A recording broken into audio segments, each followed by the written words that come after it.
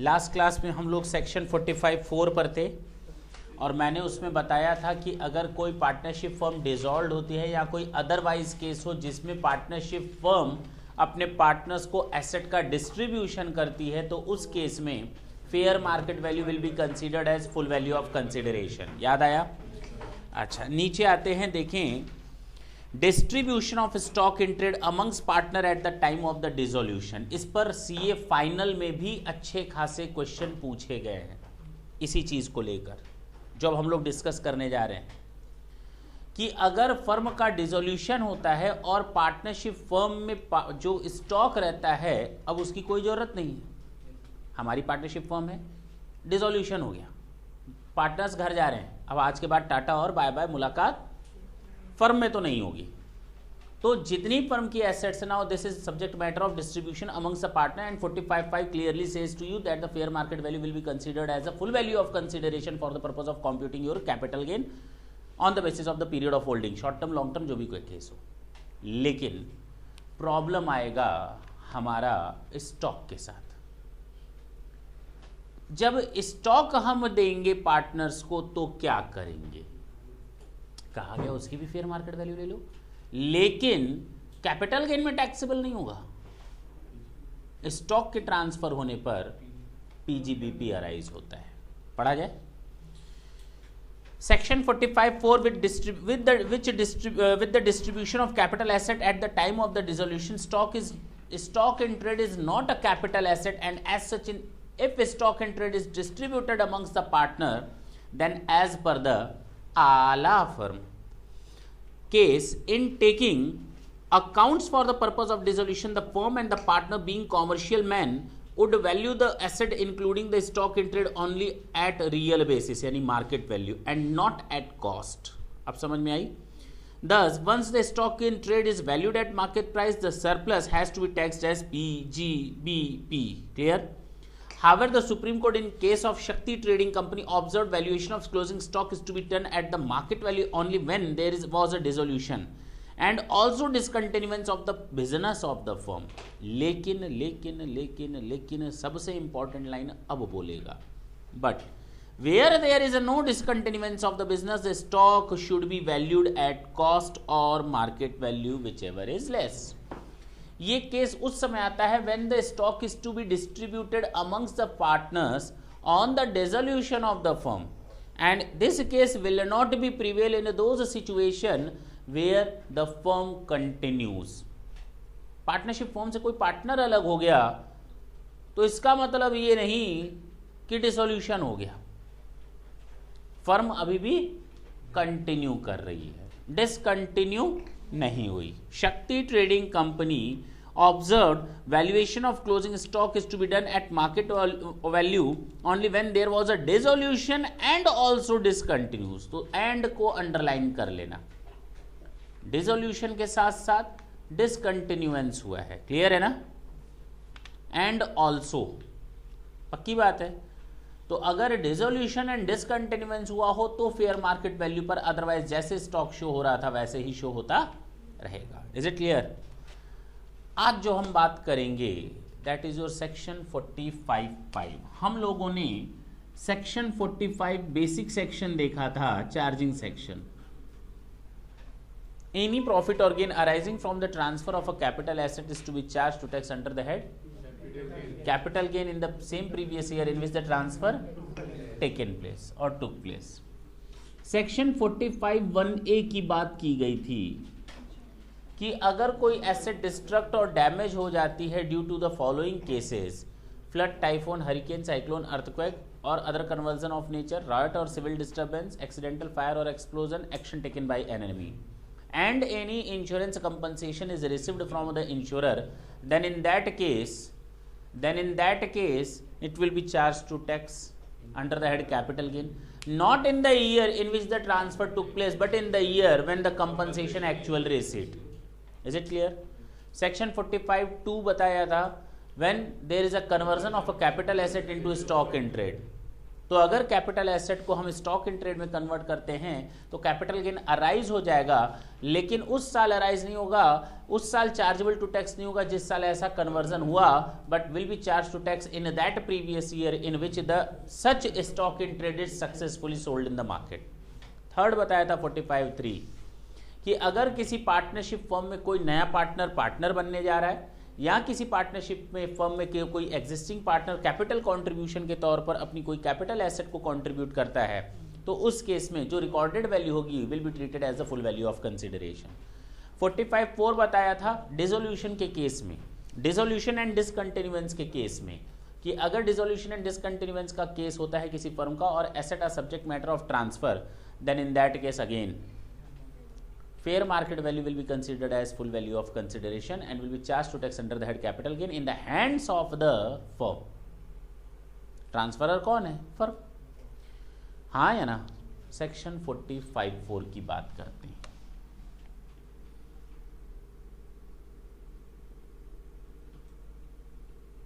Section 45(5 compulsory acquisition. Government हमारी जमीन जायदाद को जबरदस्ती छीन लेती है कभी कभी, क्या करें? टैक्स लगेगा। हाँ, क्योंकि जब हम लोगों ने ट्रांसफर की डेफिनेशन देखी थी सेक्शन 247, तो transfer include sale, exchange, relinquishment, extinguishment of right therein, conversion of a capital asset into stock in trade, compulsory acquisition आया था ना, तो ट्रांसफर था, और ट्रांसफर है, कैपिटल एसेट जा रही है तो कैपिटल गेन लगेगा, नहीं लगेगा? करें? तो अब जब कैपिटल गेन लगेगा कंपल्सरी एक्विजिशन पर, तो हमें मालूम है फुल वैल्यू ऑफ कंसीडरेशन कितना होगा, जितना गवर्नमेंट डिसाइड करेगी वो लिख लेंगे यहां पर, minus index cost of acquisition, minus index cost of improvement, minus transfer expenses, यानी एक्सपेंसेस होली और exclusively in connection with such transfer, आ जाएगा ना कैपिटल गेन। या तो ये लॉन्ग टर्म कैपिटल गेन होगा या तो ये शॉर्ट टर्म, तो इंडेक्सेशन नहीं देंगे अगर शॉर्ट टर्म होगा तो, पक्की बात है। प्रॉब्लम ये आती है पीरियड ऑफ होल्डिंग, सर उसमें भी प्रॉब्लम नहीं है। प्रॉब्लम है कहां? प्रॉब्लम ये आएगी कि एक्विजिशन किया गया 10 अगस्त 2008 में, और गवर्नमेंट ने कहा हमसे तुम कंपनसेशन के तौर पर कितना ले लेना, और गवर्नमेंट ने इसका फर्स्ट पार्ट रिलीज किया 1 जनवरी 2012 को। ट्रांसफर तो उसी समय हो गया था, लेकिन इसका हमें पहली किस्त मिली 2 लाख रुपए की और दूसरी किस्त मिली 18 लाख की। बताओ टैक्स किस साल लगेगा एक्चुअल में और कितने पर लगेगा? तुम लोगों के दिमाग में ये ख्याल जाएगा कि 11-12 में 2 लाख पर और 15-16 में 18 लाख पर, निकाल देना दिमाग से। जैसे नहीं, गलत बोल रहे हो, 15-16, अरे जैसे ही फर्स्ट इंस्टॉलमेंट मिलेगी 100% of the compensation will charge to tax. 100% of the compensation will be charge to tax in that year in which the compensation or part of the compensation is received actually। या तो पूरा compensation एक ही साल में मिल जाता, या उसका पहला कंपनसेशन जिस साल मिला पूरे कंपनसेशन पर टैक्स उसी एक साल में लग जाएगा। यानी अब 2 लाख जहां मिला 20 लाख पर टैक्स लग जाएगा। जैसे ही हमको 2 लाख मिला तुरंत 20 लाख पर टैक्स लग जाएगा। केवल साल पोस्टपोन होगा, बताया था साल से मतलब होता है, बाकी काट देते हैं। अब क्लियर है? हाँ या ना? याद रहेगा? लेकिन क्या कभी कंपनसेशन से कोई एसएससी खुश रहता है? हमेशा ये देखने को या सुनने को मिलता होगा लोगों ने सुप्रीम कोर्ट, हाई कोर्ट में अपील दायर कर दी कि हमें पैसा कम मिला, और सरकार भी इस चीज़ को जानती है। सरकार वो 40 साल पहले वाला रेट देती है, ले ले कितने की ज़मीन है, हम कहते हैं 10,000 रुपये स्क्वायर फीट, कहती कहाँ है 10,000, 100 रुपये स्क्वायर फीट, और 40 साल पहले वही तो चलता था। अरे 40 साल पहले वाला क्यों दे रहे हो, अभी वाला दो, लेना है तो लो, नहीं तो ज़मीन तो वैसे ही हमारे पास आ रही है। कंपल्सरी एक्वायर हो रहा है, प्यार वाला थोड़ी हो रहा है कि देना है कि नहीं देना, वो वाला नहीं है, ज़बरदस्ती छीन रहे हैं। क्या कर रहे हैं? अब एसएससी क्या करे, पहले तो उतना ले जितना मिल रहा है, और उसके बाद केस फाइल कर दे। नहीं समझ में आई बात? हाई कोर्ट भी सरकार के साथ चली गई तो सुप्रीम कोर्ट में अपील दायर कर देंगे, लेकिन केस फाइनल होने में टाइम लगेगा। इधर गवर्नमेंट ने मुझे पैसा दे दिया, काम हो गया। मैंने 50 लाख का और केस दाखिल किया था, कितने का? कि 50 लाख रुपए और मिलना चाहिए, और जवाब आते आते हुजूर टाइम लग गया, और सुप्रीम कोर्ट ने डिसीजन दिया 15 अगस्त 2022 को। अब या तो वो एसएससी जिंदा होगा या तो चला गया होगा। अगर एसएससी जिंदा है तो जैसा ऐसा ऑर्डर आया उस साल टैक्स लगेगा, मतलब कंपनसेशन मिलेगा, उस साल टैक्स लगेगा 50 लाख पर, हाँ या ना? अगर एसएससी चला गया तो उसका लीगल हेयर्स है, उसके ऊपर टैक्स लगेगा। क्लियर है? कैसे, जरा उसकी बात की जाए।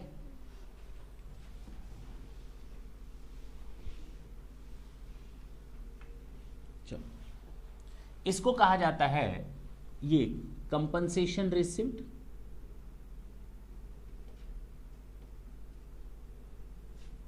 क्वेश्चन दे दे पूरा।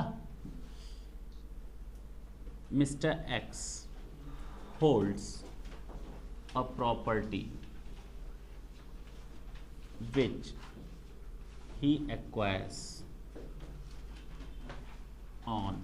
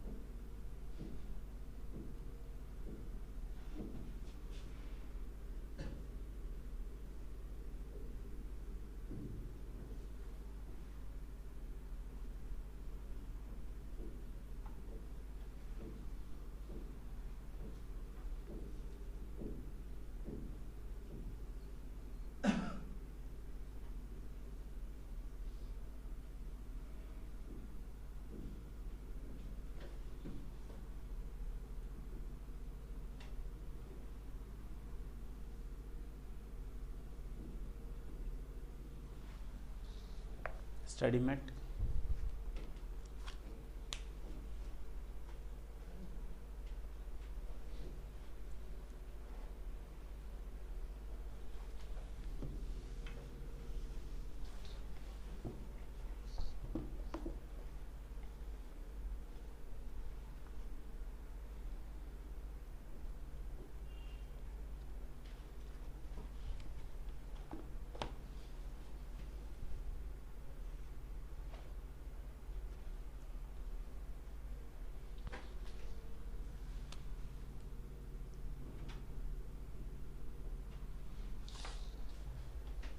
चलो सॉल्यूशन देखते हैं।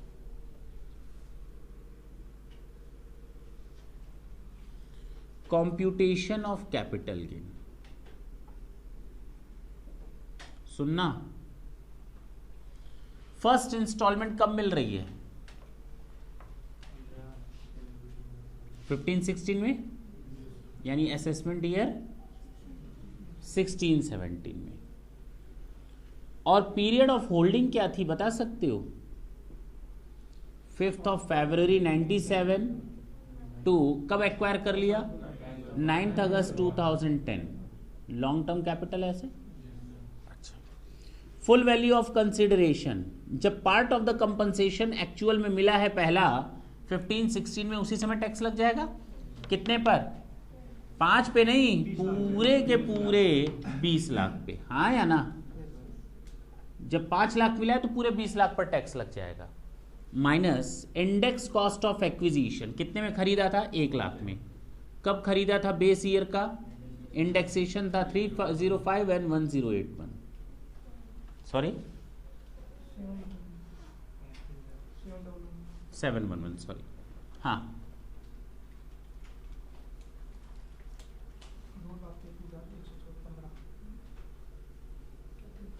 ये आ रहा है, तो ये आ जाएगा लॉन्ग टर्म कैपिटल गेन।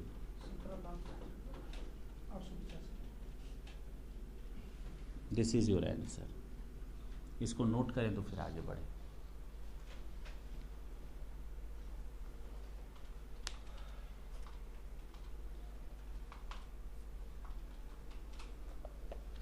जो एक्स्ट्रा क्लेम होगा सर उस पर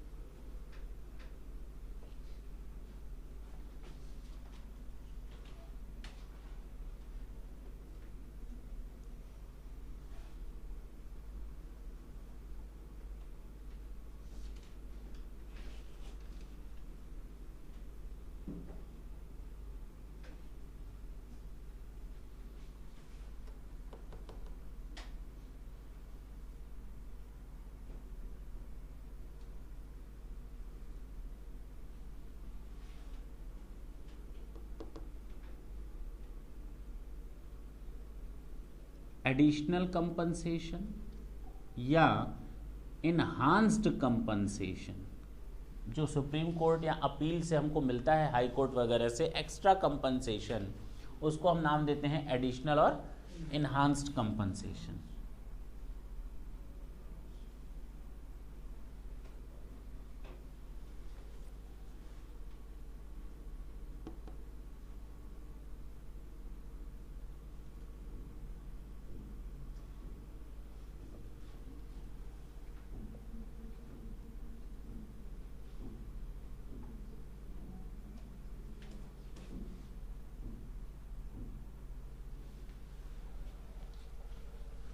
ठीक ठीक। अब क्या आंसर होगा? कितने का एडिशनल कंपनसेशन है?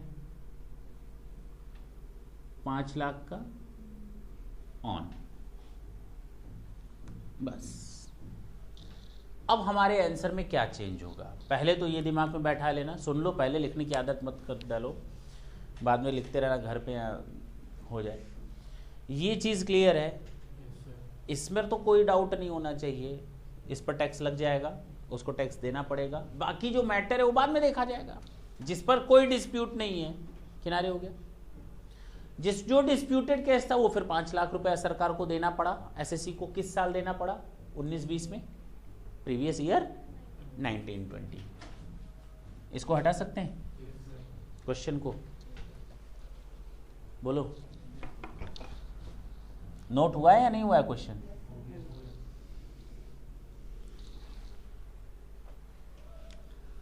Previous year 1920, assessment year 2021। Full value of consideration कितना मिला एक्स्ट्रा?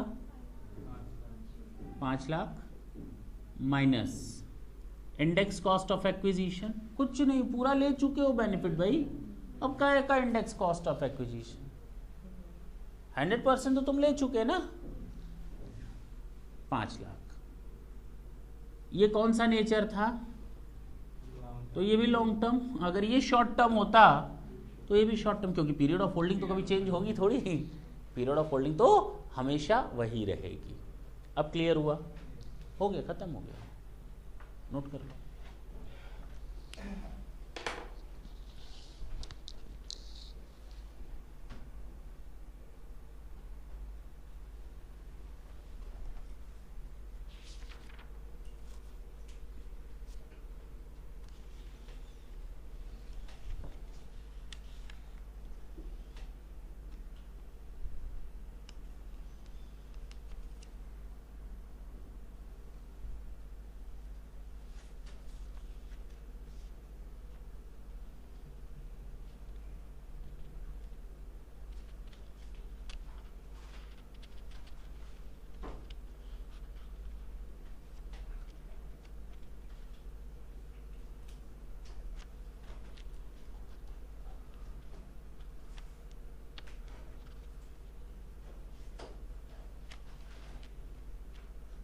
चलें, पक्का। कभी कभी अथॉरिटी क्या होती है, अपीलेट ट्रिब्यूनल या जजमेंट जो होता है वो एक एंट्रीम ऑर्डर पास करता है कि जब तक फाइनल ऑर्डर आए, अंतरिम आदेश। ये बहुत ज़्यादा पीड़ित है। तुमने उसका 5 लाख रुपए मार लिया है, दो पहले उसको पैसा 5 लाख रुपए। तुमको गारंटी या बैंक गारंटी लेनी है, ले लो एसएससी से कि 5 लाख रुपए आज ले लेगा, कल भाग जाएगा, नहीं दे पाएगा, डेथ हो जाएगी। आप पहले 5 लाख रुपए उसको दो। एंट्री में ऑर्डर पास हुआ तो अब गवर्नमेंट मजबूर हो जाएगी 5 लाख रुपए देने के लिए। लेकिन अभी भी लोग वेट करेंगे, फाइनल ऑर्डर आएगा, फाइनल ऑर्डर आएगा। 5 लाख रुपए मिल गया एसएससी को तो टैक्स लगा दो, टैक्स लगा दो, रिसीट हो गया ना। सरकार ने अंतरिम आदेश जारी किया कि एसएससी बहुत ज्यादा विक्टिम है, उसको पैसा दो। गवर्नमेंट क्या करेगी? पैसा देगी। लेकिन इसका मतलब ये नहीं that is the full and final order, still we are waiting for the final judgement. हो सकता है उसमें 1 साल 2 साल 3 साल 4 साल का वक्त लग जाए। अरे बोलो ना। तो जब एंटरिम ऑर्डर वर्ड आ जाए तो समझ लो खतरे की घंटी बज गई है। उसको उसी साल टैक्स लगा दो जैसा एंटरिम ऑर्डर आए, क्योंकि एंटरिम ऑर्डर आने का मतलब है कि एसएससी को पैसा मिलना है, दे दो, टैक्स लगा दो। हाँ, उसके बाद जब फाइनल ऑर्डर आए तो उसके हिसाब से हम असेसमेंट को रिकॉम्प्यूट कर लेंगे।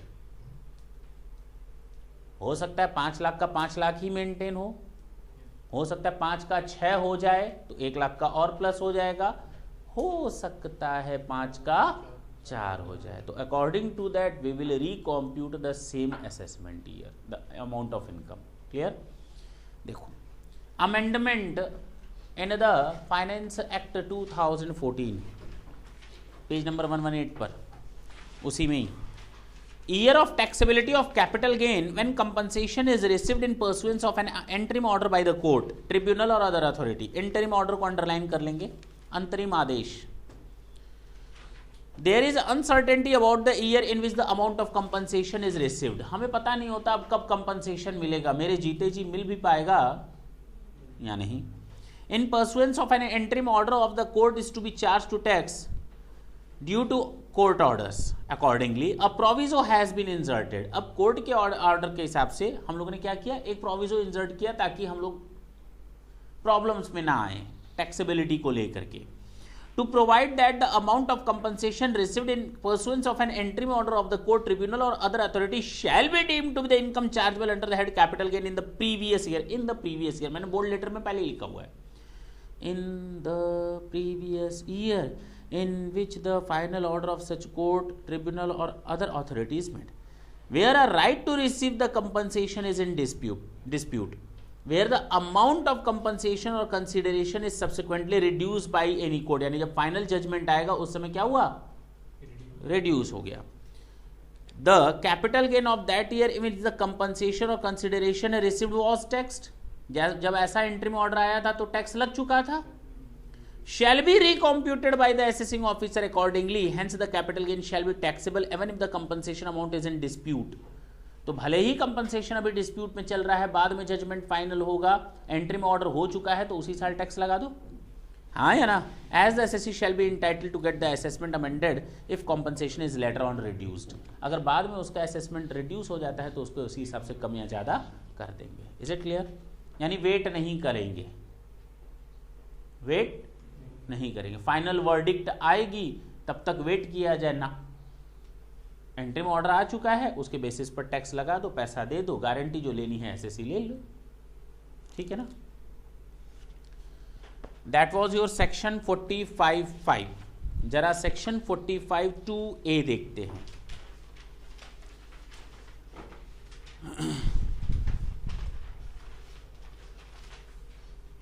छोड़ देते हैं इसको, अभी इस पर हम लोग एक और करेंगे, डीमैट सिक्योरिटीज वगैरह पर आएगा तो उस समय डिस्कस कर लेंगे इसके लिए। ठीक है ना?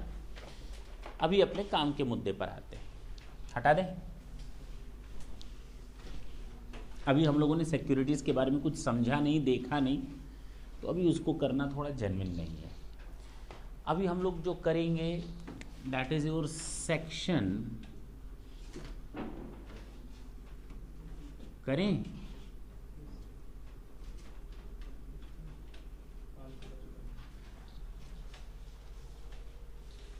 देखा जाए। और इस पूरे चैप्टर की जान इसी 555 यानी सेक्शन 55 में है। अगर टीचर बच्चों को फेल करना चाहे तो बस इस सेक्शन से क्वेश्चन उठा लो, बच्चे गए। अब समझ में आया इसका इंपॉर्टेंस? हटाए।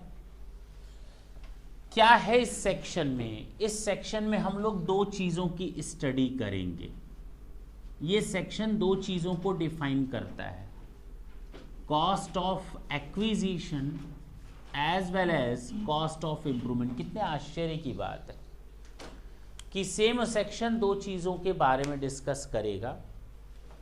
जरा ध्यान दो तो मैंने सेक्शन 47 पढ़ाते समय transactions which are not to be regarded as transfer, जो भी मैंने उसमें ब्रैकेट में दिए थे वो सारे पॉइंट छोड़ दिए थे ना, जो ब्रैकेट वाले थे, स्पेशल कॉलम बने हुए थे, वो मैंने सारे छोड़ दिए थे। तो आज कर लेंगे इसको, तो उसके बाद हम इस लायक हो जाएंगे कि हम उन पॉइंट्स को भी कंसीडर कर पाए। तो सेक्शन 55 दो चीज़ों को बताता है, cost of acquisition as well as cost of improvement. Cost of acquisition as well as, सबसे पहले हम इसको डिफाइन करके किनारे कर देते हैं। हमारे पास कॉस्ट ऑफ इंप्रूवमेंट में दो तरह की एसेट्स आएंगी। कितने तरह की? दो तरह की एसेट्स आएंगी। पहला, right to carry on any business.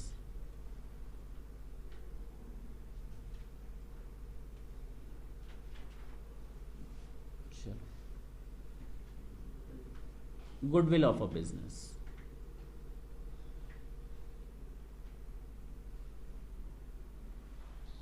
right to carry on in business, right to manufacture or produce any article or thing। ठीक, ये तीन एसेट्स दिमाग में सेट कर लो। कॉस्ट ऑफ इंप्रूवमेंट के मामले में goodwill of a business, right to carry on in business, right to manufacture और प्रोड्यूस एनी आर्टिकल और थिंग। सेक्शन 55। और मालूम है तुम लोगों को, इन तीनों के केस में cost of improvement shall always be taken as nil. Okay,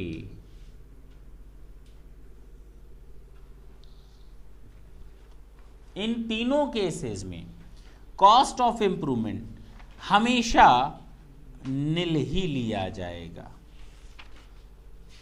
बोलो भाई, क्यों मैंने छोड़ दिया है क्या?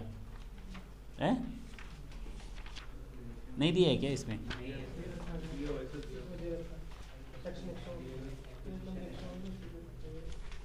नहीं दिया है। कॉस्ट ऑफ एक्विजिशन दिया है, कॉस्ट ऑफ इंप्रूवमेंट छूट गया है। चलो कोई दिक्कत नहीं, नोट कर लेना इसको कहीं पर।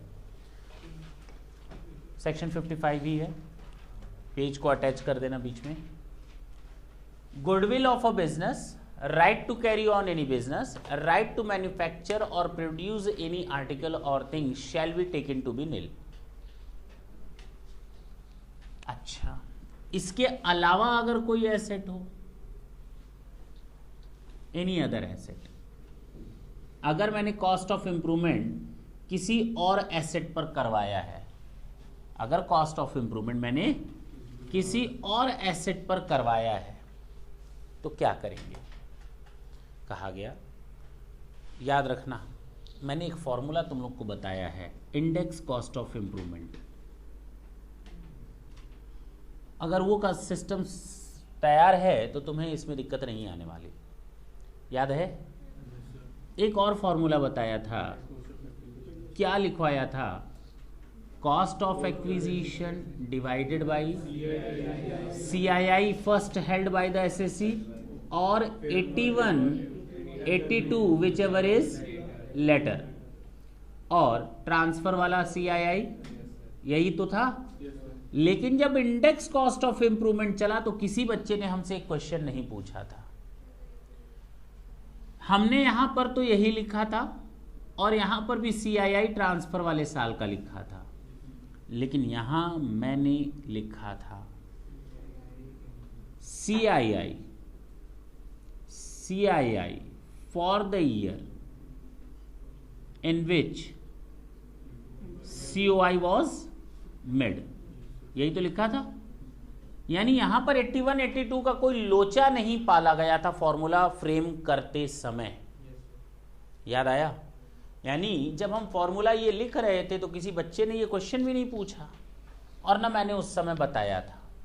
एक तरह से मैंने स्किप कर दिया था कि चलो प्रॉब्लम को 1 दिन के लिए 2 दिन के लिए और टाल देते। लेकिन अब वो समय आ गया जब हम एनी अदर एसेट पढ़ रहे हैं तो पहले इसको समझें कि इन दोनों में फर्क क्या है। ये कहता है 81 82 के पहले का अगर कोई कॉस्ट ऑफ इंप्रूवमेंट है तो ये ले, क्या ले? ठेंगा। नहीं समझ में आई बात, नहीं समझ में आई। ऐसे कैसे समझ में आ जाएगा? क्यों सर? ठेंगा क्यों? खर्चा तो खर्चा होता है। ऐसा कौन सा तरीका था कि आप ठेंगा देंगे? चलो थोड़ा और डिटेल में जाते हैं। कहां जाते हैं? डिटेल में जाते हैं। हमसे लास्ट टाइम किसी बच्चे ने पूछा था कि सर ये 81 82 के पहले अगर एसेट मैंने ली होती, यहां पे मान लो मैंने एसेट एक्वायर की 75 76 में 1 लाख की, ये कॉस्ट ऑफ एक्विजिशन है। तो जब हम इसको इंडेक्सेशन आज की डेट में देते हैं तो 81 82 वाला देंगे। Yes, sir. कितनी बड़ी नाइंसाफी है उस बंदे के साथ जिसने एसेट को 75 76 में खरीदा और इंडेक्सेशन दे रहे हो 100 से। मूर्ख समझ रखे हो। अरे बोलो ना हाँ या ना। नहीं, गवर्नमेंट आपका नुकसान नहीं करेगी, वो आपको कहती है अगर 75 76 में एसेट है और इंडेक्सेशन 81 82 से है तो हम आपको एक मौका देते हैं कि आप या तो यहां पर कॉस्ट को ले लो या फेयर मार्केट वैल्यू ले लो। ये अब आपकी मर्जी। फेयर मार्केट वैल्यू कब की? 81 82 की। अब को तो खुश हो, अब तो खुश हो कि तुम्हें 81 82 का मार्केट वैल्यू पर इंडेक्सेशन मिलेगा। सोचो, अब तक सोचा नहीं था। अरे बोलना 81 82 यानी मान लो यहां पर फेयर मार्केट वैल्यू उस एसेट की आ गई 1.5 लाख, तो किसको लेना पसंद करेंगे आप? 1.5 लाख या 1 लाख? क्यों 1.5 लाख? क्यों? क्योंकि कॉस्ट ज्यादा आ जाएगी और जब कॉस्ट ज्यादा आएगी तो कैपिटल गेन कम होगा और कैपिटल गेन कम होगा तो टैक्स भी कम लगेगा। अब बात क्लियर है? पक्की बात है? नहीं, कॉस्ट बढ़ेगी ना। फॉर्मूला क्या है? Full value of consideration minus cost of acquisition. जितना ज्यादा कॉस्ट ऑफ एक्विजिशन मुझे लिखने का मौका मिल जाए, छोड़ना मत मौका। जितना बेचकर जेब में पैसा डालना था वो डाल चुके। अगर कॉस्ट बढ़ाने की बात आएगी तो प्रॉफिट कम आएगा, कॉस्ट घट जाएगी तो प्रॉफिट बढ़ जाएगा। जितना प्रॉफिट दिखाओगे गवर्नमेंट को उतना टैक्स लगेगा। अरे हम टैक्स प्लानिंग करने के लिए बैठे हैं ना। जितना कम प्रॉफिट दिखा सकते हो उतना कम प्रॉफिट दिखाओ। तो कॉस्ट बढ़ाने का मौका मिला है। गवर्नमेंट कहती है कि जब आपने एसेट खरीदी या 81 82 की fair market value, whichever is higher नहीं, whatever the option want to take by the SSC, whatever the option SSC want to avail. यहां तो वो चाहे 1 लाख को करे, गवर्नमेंट को क्या दिक्कत है? कॉस्ट कम आएगी तो प्रॉफिट ज्यादा होगा तो टैक्स ज्यादा देगा। पता कैसे चलेगा कि 81 82 में फेयर मार्केट वैल्यू क्या है? नहीं, हमारे पास आ जाना पूछने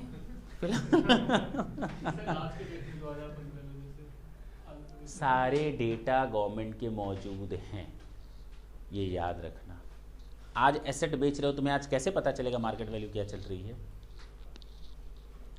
हर चीज़ रजिस्टर्ड होती है। आप रजिस्ट्री ऑफिस से पता कर सकते हो 81 82 में फेयर मार्केट वैल्यू क्या चल रही थी, मार्केट वैल्यू क्या चल रही थी, सर्किल रेट क्या चल रहा था। उस समय क्या लोगों की रजिस्ट्री नहीं होती थी? क्या 40 साल 50 साल पहले लोग रजिस्ट्री नहीं करवाते थे ज़मीनों की? चले इधर देखना, ढंग से सुनना।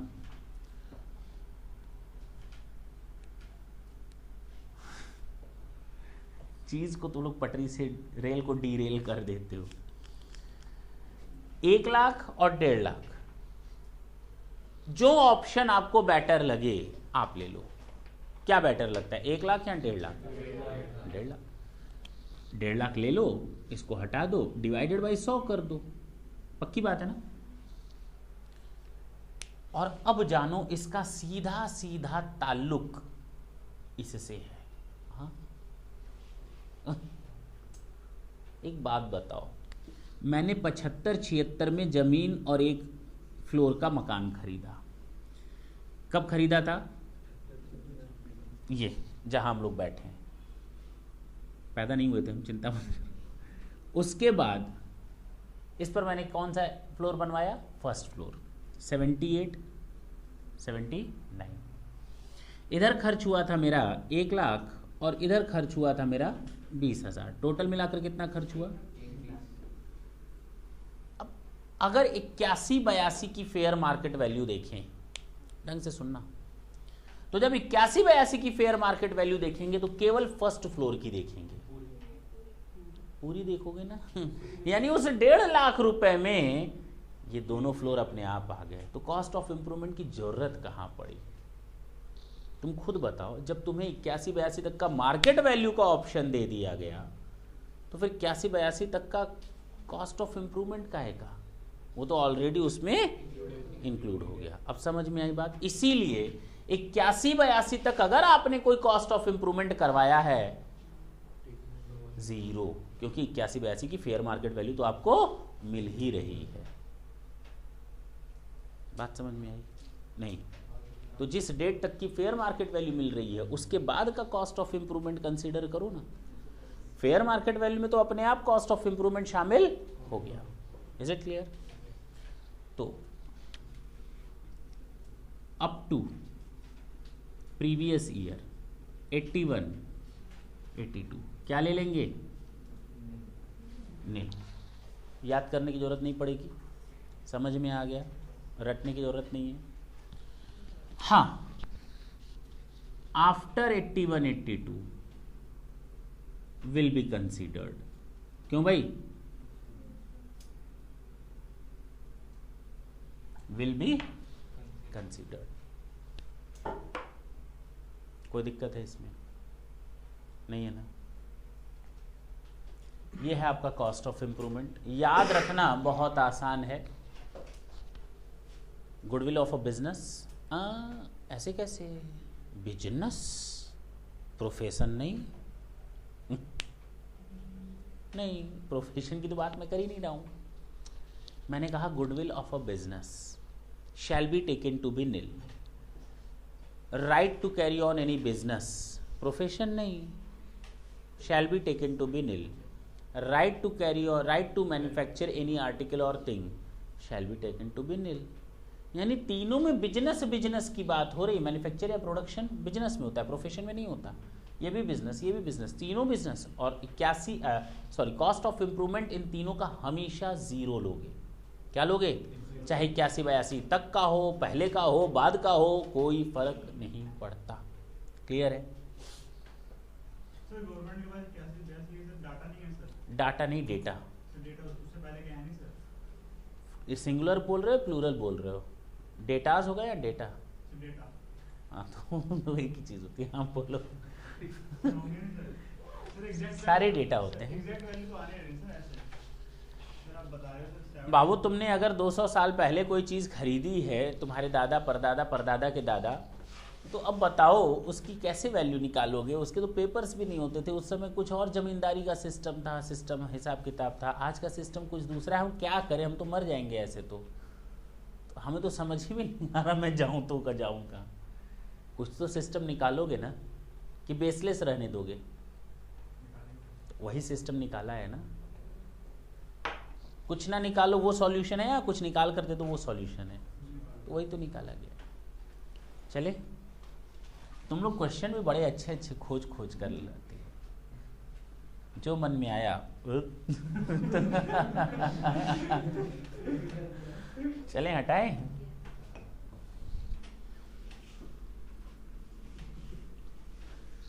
सारे लॉजिक बस यही पूछते हो। चलें लास्ट, सबसे इंपॉर्टेंट चीज जो थी हमारी कॉस्ट ऑफ एक्विजिशन। अब बेटा आराम से सरदर्दी के लिए तैयार हो जाओ, हो जाए। लिखने की कोशिश कभी ना करना। मिलने की कोशिश था ना, क्या गाना था, मिलने की तुम कोशिश करना, लिखने की कोशिश मत करना, क्योंकि लिखोगे और बार बार काटोगे। तो एक बार बोर्ड भर जाने देते हैं, उसके बाद काम करेंगे। पेशेंस रखना, मजा आने वाला है। सबसे पहले जब हम कॉस्ट ऑफ एक्विजिशन की बात करते हैं तो ये तो फाइनल है, that we are just going to discuss about section 55, सेम चीज है। एसेट्स को कहा गया, या तो आपके पास जो एसेट है वो सेल्फ जेनरेटेड एसेट्स है। कौन सी एसेट्स है? सर ये क्या बला होती है? क्लियर? या तो फिर आपके पास जो एसेट्स है शेयर्स और सिक्योरिटीज हैं, बोलो ना। और या फिर आपके पास जो एसेट्स है वो अदर एसेट्स हैं, land, building, plant and machinery, फलाना एंड ढिमाका, वो सब उधर। यानी सेल्फ जेनरेटेड एसेट्स को अलग कर दिया गया, शेयर्स, स्टॉक एंड सिक्योरिटीज को अलग कर दिया गया, और अदर एसेट्स को अलग कर दिया गया। अगर हम बात करें इसकी, तो इसमें जो सेल्फ जेनरेटेड एसेट्स होती हैं उनको डिफाइन किया गया है कि ये वो एसेट्स हैं जो सेल्फ जेनरेटेड होती हैं। ये वो एसेट्स हैं जो सेल्फ जेनरेटेड हैं। पहला, गुडविल ऑफ अ बिजनेस। दूसरा, right to carry on any business. याद आ रहा होगा, अभी अभी लिखा था कॉस्ट ऑफ इंप्रूवमेंट में। राइट टू मैन्युफैक्चर और प्रोड्यूस एनी आर्टिकल और thing.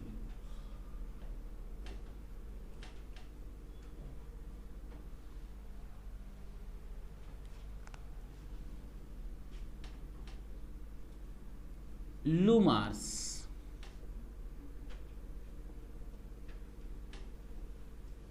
Root permit, tenancy right.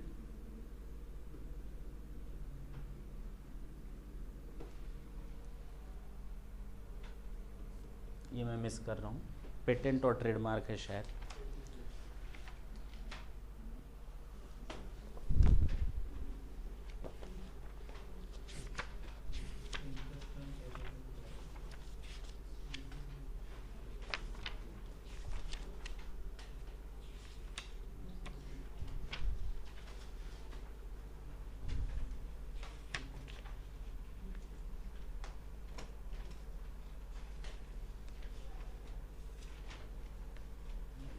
वही है। ट्रेडमार्क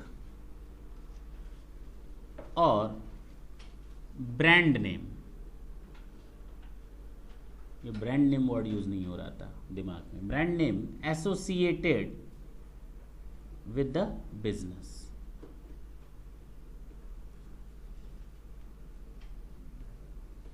क्लियर है? कुल मिलाकर कितनी कैपिटल एसेट हमारी सेल्फ जेनरेटेड मानी जाती हैं? 7। पहला goodwill of a business, right to carry on in business, right to manufacture और प्रोड्यूस एनी आर्टिकल और thing, trademark or brand name, associated with the business, loom hours, route permit and tenancy right. ये हमारी self generate होती हैं। यानी ये किसने बनाया? थम्स अप कंपनी का ये ब्रांड है। हाँ भाई, थम्स अप कंपनी का ये अरबों रुपए में, करोड़ों रुपए में बिकेगा। कितने में बिकेगा? लेकिन इसके लिए कंपनी ने कोई स्पेसिफिक एडवर्टीजमेंट नहीं की। वो धीरे धीरे धीरे लोगों के दिमाग में चढ़ता गया। आज इसका मतलब थम्स अप है। नहीं समझे? इसका मतलब डिसलाइक होता है, लेकिन इसका मतलब लाइक होता है। लेकिन अगर हम ब्रांड की बात करें तो इसका मतलब थम्स अप है, नहीं है? रिलायंस का कैसा है या वोडाफोन का कैसा है? देखा होगा वोडाफोन का, कुछ ऐसे ही है ना? नहीं है? ये सब क्या है? ब्रांड नेम है, ट्रेडमार्क है। ये क्या है? ट्रेडमार्क है। हमारी किताब में भी देखो ऊपर बना हुआ है एक, यहाँ पे। इसको कभी देखोगे तो कहोगे हाँ सर ये हमारा क्या है? हाँ भाई, ट्रेडमार्क है। और ये रजिस्टर्ड है, ऐसा नहीं रजिस्टर्ड नहीं है, दिस इज रजिस्टर्ड। कोई इसकी कॉपी नहीं कर सकता, ये भी बता दूं, ठीक है ना? तो कहने का मतलब ये कि ये हमारे ट्रेडमार्क हैं, लोगो हैं जिसकी कॉपी नहीं हो सकती, और इसके बदले हमारी गुडविल बनती है इनडायरेक्टली और डायरेक्टली, धीरे धीरे कई सालों तक यूज करने पर। ये है हमारा ट्रेडमार्क और ब्रांड नेम जो हमारे बिजनेस से एसोसिएटेड है। लूमार्स जो हमारे हैंडलूम बिजनेस होते हैं, मैं एग्जैक्ट तो नहीं बता सकता, लेकिन एक्स्ट्रा बेनिफिट दिया जाता है वर्किंग का, या सब्सिडी दी जाती है उनके इन काम पर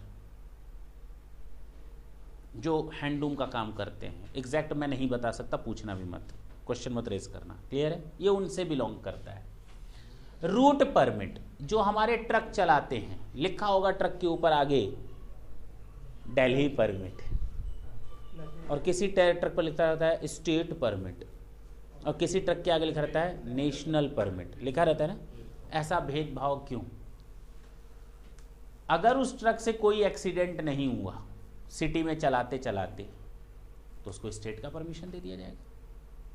अगर उसकी गुडविल मेंटेन रही तो नेशनल परमिट दे दिया जाएगा। देखो ना, गुडविल, इसके लिए मुझे अलग से कोई खर्च करने की जरूरत।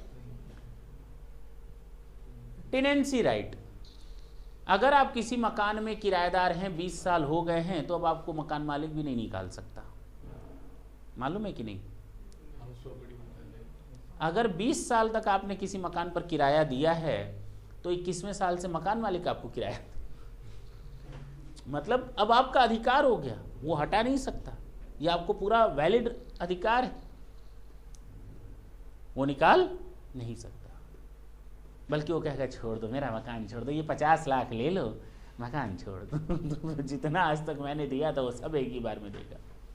ठीक, ये है टेनेंसी राइट। क्या इसके लिए मैंने कोई एक्स्ट्रा खर्च किया? नहीं। तो tenancy right, route permit, loom hours, trademark, right to manufacture और प्रोड्यूस एनी आर्टिकल और थिंग। हमारी किसी चीज में महारत चल रही है, कई सालों से हम वो चीज कर रहे हैं, तो हमें वो राइट मिला हुआ है काम करने का ऑटोमेटिकली। बाद में भले लाइसेंसिंग सिस्टम आ जाए, हो सकता है हमें बिना लाइसेंस के काम हो गया। Right to carry on any business, किसी बिजनेस को कैरी ऑन करने का। गुडविल ऑफ अ बिजनेस, मेरी गुडविल बिजनेस की, ठीक है ना? ये सेल्फ जनरेटेड होते हैं। ये क्या होते हैं? Self generated. तो अगर ये सेल्फ जनरेटेड ही हैं, मैं समझा नहीं सर, अगर ये सेल्फ जनरेटेड ही हैं, बात समझ में नहीं आई।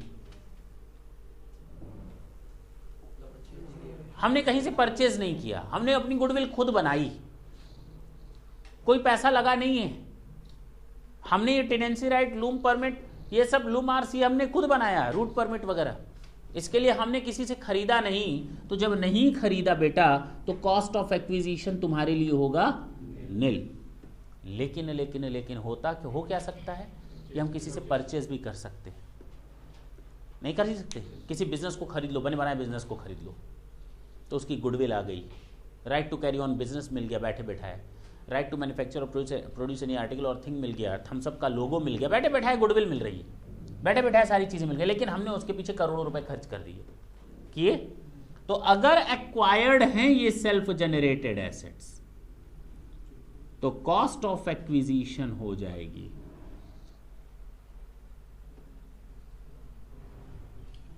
Purchase cost. क्लियर है? और हम तुम लोग को एक क्वेश्चन देंगे जो तुम लोग गलत करोगे, सामने सॉल्यूशन है, उसके बावजूद तुम लोग क्या करोगे, गलत करोगे। मैंने कहा सॉल्यूशन सामने है लेकिन उसके बावजूद तुम लोग क्या करोगे, गलत करोगे। भरोसा नहीं है ना हम पे, होना चाहिए। जब होगा तो हम फिर तुम लोग को बताएंगे देखो गलत कर डाला। चलें, सामने आंसर है लेकिन तुम लोग गलत करोगे। अब कितनी बार बोलवाओगे। शेयर्स और सिक्योरिटीज की बात करते हैं। किसकी बात करते हैं, शेयर्स और सिक्योरिटीज की बात करते हैं। ये समझ में आया, ये 7 हमारी सेल्फ जनरेटेड एसेट्स होती हैं, मैंने खुद जनरेट की तो नील। इसका मतलब कि अगर मैंने कोई अपनी ये एसेट 1 करोड़ में सेल की है तो फुल वैल्यू ऑफ कंसिडरेशन हो जाएगा 1 crore minus cost of acquisition nil होगा, क्योंकि मैंने कहीं से खरीदा। तो ये पूरा हमारा कैपिटल गेन होगा लॉन्ग टर्म या शॉर्ट टर्म। क्लियर है, पक्की बात है। अब बात करते हैं हम लोग शेयर्स और सिक्योरिटीज की। किसकी, क्या है ये शेयर्स और सिक्योरिटीज। या तो हमें ओरिजिनल शेयर्स खरीदने पड़ते हैं, मार्केट में शेयर्स आए हैं ले लो, डिवेंचर्स आए हैं ले लो, सिक्योरिटीज आई हैं ले लो। हम ओरिजिनल शेयर सिक्योरिटीज को अप्लाई कर रहे हैं, पहला। दूसरा, कभी कभी कंपनी हमें राइट शेयर्स दे देती है, हमने ऑलरेडी उस कंपनी के शेयर्स खरीदे हुए हैं, कंपनी को 10 साल बाद और पैसों की जरूरत पड़ी, कंपनी ने हमको कहा कि तुम हमारी कंपनी के मालिक ऑलरेडी हो, हम शेयर और रिलीज करने जा रहे हैं मार्केट में, लेकिन चूंकि तुम ऑलरेडी मालिक हो तो पहला ऑफर तुमको, this is your right to get the offer from our side. तो हम आपको ऑफर दे रहे हैं, क्या आप शेयर खरीदोगे, राइट शेयर। अब या तो मैं उन राइट शेयर को अवेल कर लूं या उन राइट शेयर्स को रिजेक्ट करोगे, तो कुछ फर्क कहां पड़ा, तो कोई फर्क ही नहीं पड़ा ना, कोई दूसरा खरीद लेगा, तुम्हारे ऊपर क्या फर्क पड़ा। यहां तो राइट शेयर मैं खरीद लूं या राइट शेयर्स को रिनाउंस कर दूं। क्या कर दूं, यानी किसी अपने दोस्त को दे दूं। मैं अपने दोस्त से कहूंगा देख मेरे पास पैसा है नहीं लगाने का, कंपनी के शेयर अच्छे हैं लेकिन अब मैं चाहता हूं पैसा कहीं और लगाऊं, तुम्हारे पास पैसा हो तो लगा दो, अच्छी कंपनी है, हमको ऑफर मिला है, I will sell it to you, you will be get priority. हाँ या ना, आपको प्रायोरिटी मिलेगी जब भी शेयर्स को रिलीज किया जाएगा। अब रिनाउंस्ड करेंगे तो 2 लोगों की बात आएगी। मुझे एक राइट मिला था, मैंने अपने दोस्त को बेच दिया, मैं कहलाऊंगा रिनाउंसर, मैं कहलाऊंगा रिनाउंसर, और सामने वाला जो खरीदेगा वो कहलाएगा रिनाउंसी। पक्की बात है। मेरे लिए कैपिटल गेन कैसे कैलकुलेट करोगे, उस रिनाउंसी के लिए जब वो सेल करेगा शेयर्स खरीद करके, उसके लिए कैपिटल गेन कैसे कैलकुलेट करोगे। प्रॉब्लम आई ना, पक्का। कभी कभी कंपनी हमको बोनस शेयर्स भी दे देती है, और बोनस शेयर्स हमेशा फ्री ऑफ कॉस्ट मिलता है। बोनस शेयर्स हमेशा फ्री ऑफ कॉस्ट मिलता है। कैसे मिलता है, फ्री ऑफ कॉस्ट। क्लियर है। तो शेयर्स और सिक्योरिटीज में हम इन 3 बातों के बारे में डिस्कस करेंगे। अदर एसेट्स बाद में देखेंगे, 2 समझ में आ जाएगा तो उसके लिए ज़्यादा टिटिम्मा पालने की ज़रूरत नहीं। अब बात करें इसकी, सोच लो। ये नोट हो गया हो तो इसको मिटकाने जा रहे हैं, और इसके लिए ढेर सारी जगह छोड़ना, कम नहीं, क्योंकि अभी ये भी हटेगा तब ये आ पाएगा। ठीक है ना।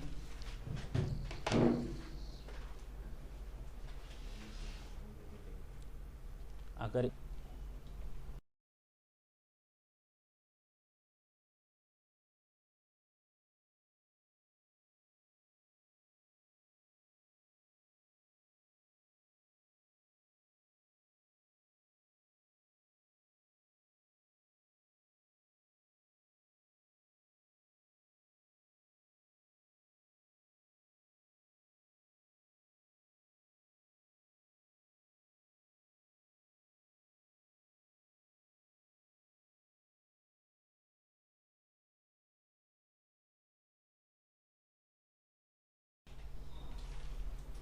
हटा दें?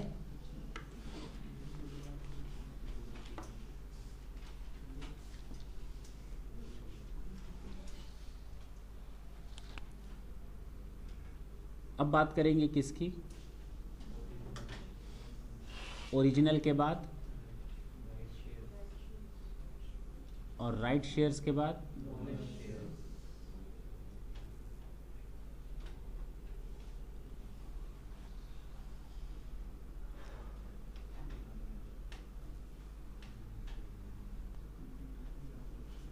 बिफोर 1481, वही प्रॉब्लम 81-82 वाला लोचा।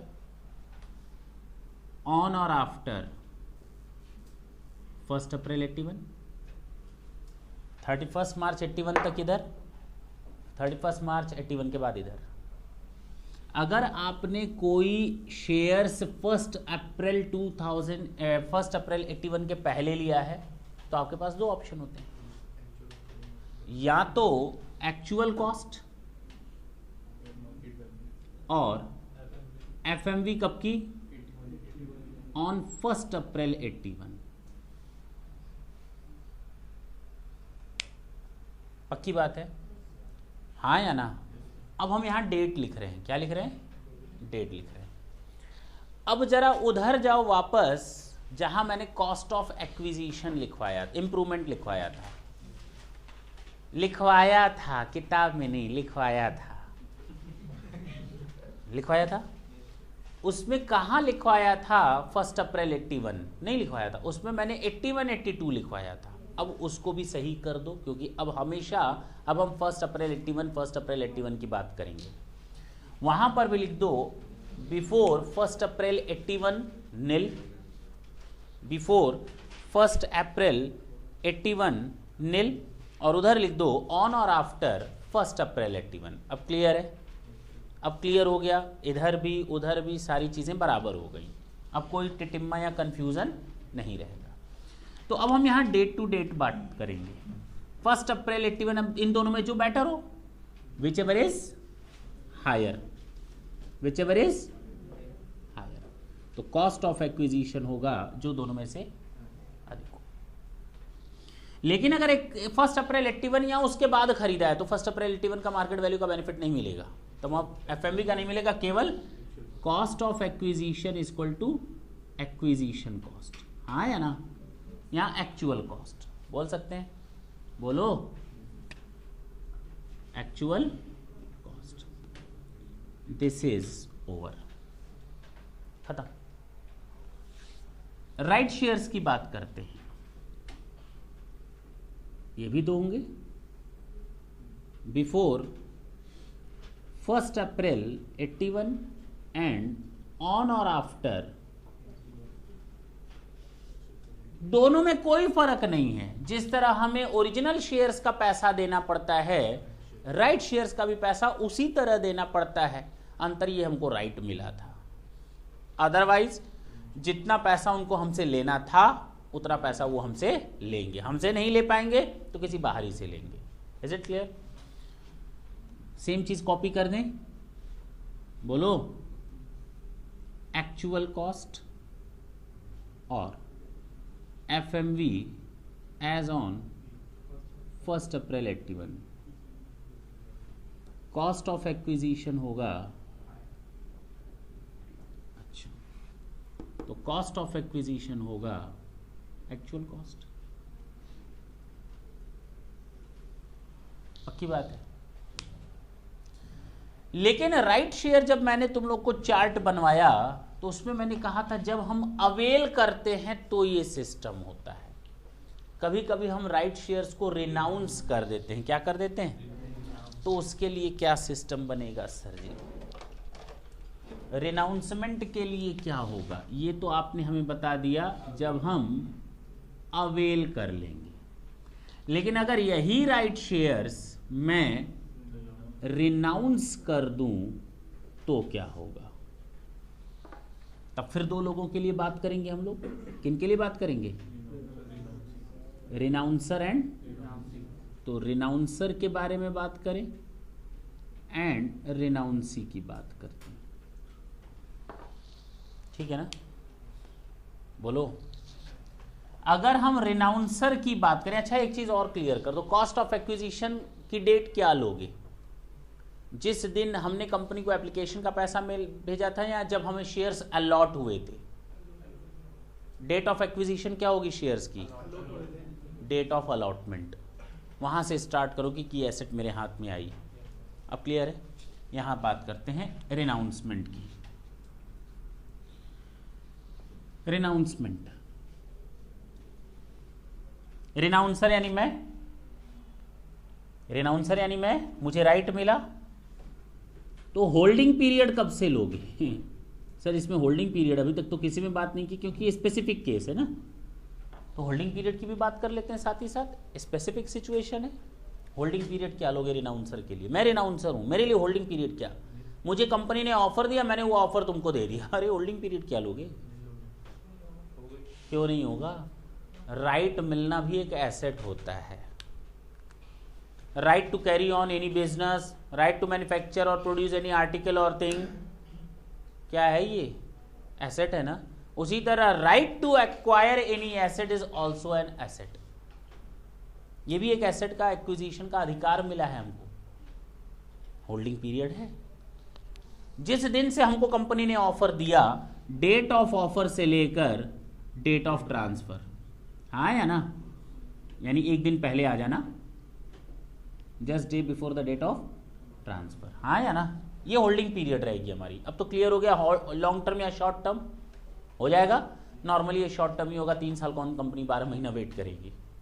क्लियर है? अच्छा, कॉस्ट ऑफ सेल कंसिडरेशन, मान लो मुझे कंपनी ने कहा 100 रुपए का शेयर है, ले लो। मैंने कहा अच्छा सौदा है, 100 रुपए में मिल रहा है, ले लो, लेकिन मुझे लेना नहीं है। मैंने तुमसे कहा चाहिए? इसने कहा हाँ। मैंने कहा 5 रुपया लगेगा अलग से, हमको देना पड़ेगा। 100 रुपये तुम कंपनी को देना, 5 रुपये तुम, ये रिनाउंसी 5 मुझे देगा हर एक शेयर के बदले, और 100 रुपये किसको देगा? कंपनी को। तो बताओ मुझे कितना फायदा हुआ? 5 रुपये। और जबकि कॉस्ट ऑफ एक्विजिशन कितनी है? नील, क्योंकि इसके लिए मुझे किसी को कुछ देना नहीं पड़ा। क्लियर है? हाँ या ना? तो यहां पर हमारी कॉस्ट ऑफ एक्विजिशन हो जाएगी नील। बोलो, पक्की बात है ना? पक्की बात है, खत्म, मेन चीज खत्म। सेल कंसिडरेशन मालूम होगा, कॉस्ट ऑफ एक्विजिशन माइनस कर लेना, आ जाएगा। अच्छा, रिनाउंसी के लिए क्या होगा? होल्डिंग पीरियड, सबसे पहले तो होल्डिंग पीरियड डिफाइन कर लो। और रिनाउंसी वो बंदा है जिसको शेयर्स मिल रहे हैं, यानी वो जिस तरह ओरिजिनल शेयर खरीदता, उसके लिए तो वो शेयर उतने के ही है। तो डेट ऑफ अलॉटमेंट से, होल्डिंग पीरियड कब से? डेट ऑफ, और जब तक वो ट्रांसफर नहीं कर देता है तब तक उसके लिए होल्डिंग पीरियड होगी डेट ऑफ ट्रांसफर। बात समझ में आई? अच्छा, इसके लिए सेल कंसिडरेशन जितने में ये बेचेगा माइनस कॉस्ट ऑफ एक्विजिशन, इसके लिए कॉस्ट क्या होगी? जिसने ये पेमेंट दिया है, 5 इसने मुझे दिया था, 100 कंपनी को दिया था, तो कॉस्ट ऑफ एक्विजिशन क्या होगी? पे टू नहीं, पे टू कंपनी प्लस पे टू रिनाउंसर। अब क्लियर हो गया?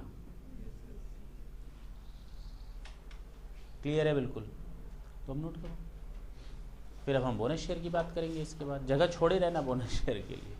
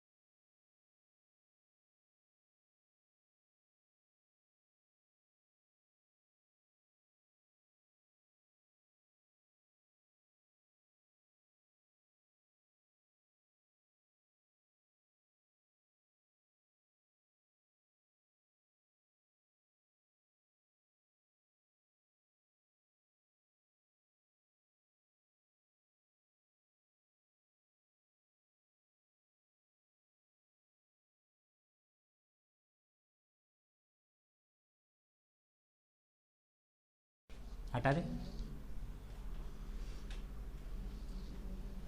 अब हमारा बचा तो बचा क्या,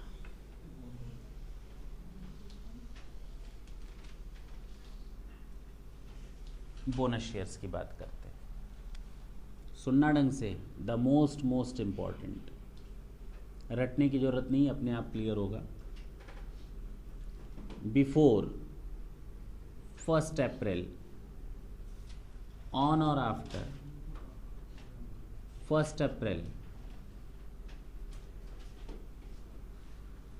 एक बात बताओ, एक्चुअल में तो हमें बोनस के लिए कोई भी 1 रुपया भी देने की जरूरत नील, और FMV as on 1481 whichever is, तो हमेशा क्या लोगे, हमेशा FMV, रटने की जरूरत नहीं, किताबों ने लिखा FMV लेते हैं। अरे क्यों लेते हैं बता दो, ये पता है हम लोग को, नॉर्मल कंसेप्ट जो अब तक चल रहा था, कोई समझाने की जरूरत नहीं है। लेकिन अगर 1481 के बाद है तो ऑलवेज नील, क्लियर हो गया, क्योंकि कोई रुपए देने की जरूरत। अदर एसेट्स बिफोर 1481, ऑन और after 1 April 81, cost of acquisition हो जाएगा एक्चुअल कॉस्ट, और FMV कब की, 1 April 81 which ever is lower, अच्छा हायर, और यहां क्या आ जाएगा, actual cost. This is your answer, हो गया हम लोगों का कॉस्ट ऑफ एक्विजिशन। बधाई हो, समझ में आई बात, देख लो क्या था। तुमने कितने में बोनस शेयर खरीदा होगा एक्चुअल में, 0, और 1481 के पहले होता है तो हमें एक ऑप्शन और मिल जाता है FMV 1481 का, तो शेयर का तो कुछ ना कुछ मार्केट वैल्यू होगा ना, तो जो दोनों में से अधिक हो।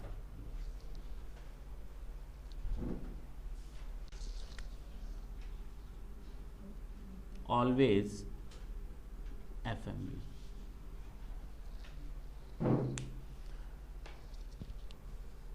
टाटा बोलने का वक्त आ गया है।